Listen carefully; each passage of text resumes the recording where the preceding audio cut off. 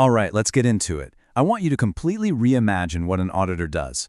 Don't think of a number cruncher with a visor. Instead, picture a financial detective. Their job? To investigate a company's financial story and figure out if it's, telling the truth. And just like any good detective, they can't just wing it. They need a method to crack the case. But here's the real challenge, the thing that seems almost impossible. We're not talking about finding one clue in a small apartment. We're talking about finding a single, tiny error hidden in a massive city of millions, sometimes even billions of transactions. I mean, where do you even begin to look? Well, the reality is, you can't check everything. It's just not possible.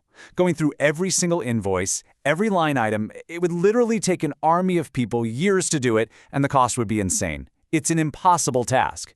So auditors can't just brute force their way to the answer. They have to be smarter. They need a strategy. And that strategy, that methodical approach our financial detective uses to solve the impossible case, is called risk assessment.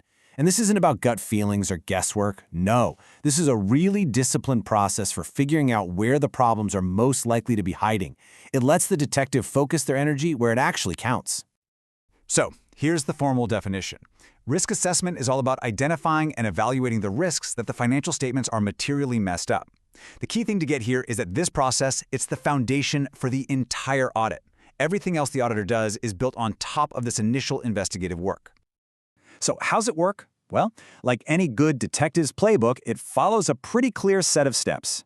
First, you've got to understand the scene of the crime, right? The company and its environment. Then you do some initial digging. You ask questions, you analyze the data. You use that to identify potential risks, you figure out how likely they are to happen, and then you pinpoint the really big ones. And finally, you write it all down. You build your case file. Now, our detective is on the hunt for two different kinds of clues. I want you to think about it like this.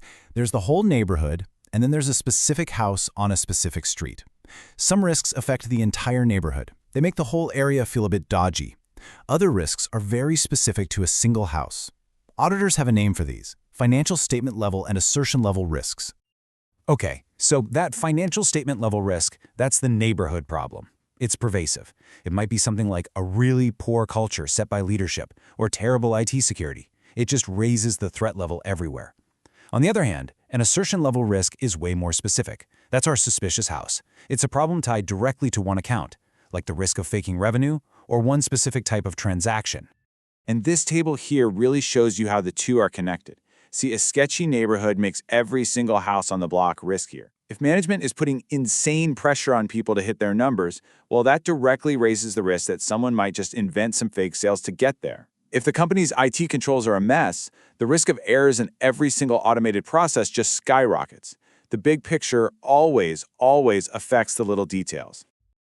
All right, so our detective has been busy. They've gathered clues from the whole neighborhood, and they've snooped around a few specific houses. They've got a list of potential issues, maybe some suspicious characters. So, now what? Well, now they have to organize all this intel into a coherent plan, a proper case file.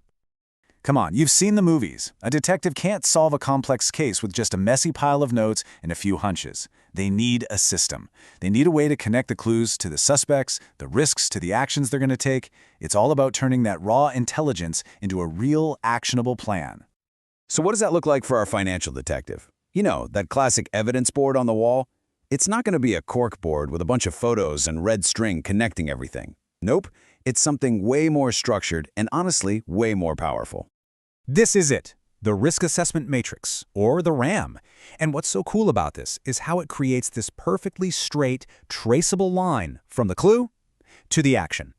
For an account like revenue, it identifies the specific risk, like recognizing fake revenue, it rates that risk, and then it clearly states exactly what the auditor plans to do about it. This is the detective's master plan, all laid out. But wait a minute. There is a huge misunderstanding that happens right here, especially when you see that word high in the risk column. It's so easy to look at that and just jump to a conclusion. To think, aha, they found something, the company's guilty. But that is not what it means. Not at all. So let's just ask the question head on.